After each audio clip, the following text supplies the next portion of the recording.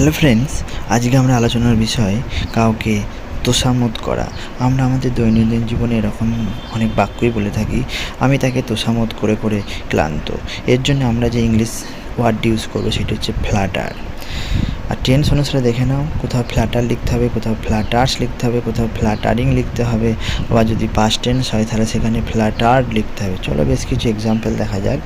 তাকে এত তোষামোদ করছো কেন? Why are you so flattering him?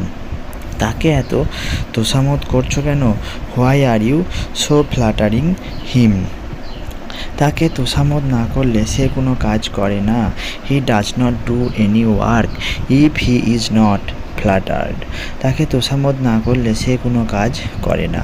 He does not do any work if he is not flattered. He does not do any work if he is not ফ্ল্যাটার্ড।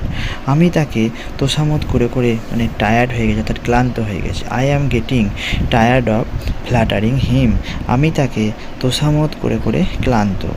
I am getting tired of flattering him. Friends, তোমাদের যদি ভিডিওটি ভালো লাগে অবশ্যই আমার চ্যানেলটিকে subscribe করতে ভুলবে না। সবাইকে ধন্যবাদ।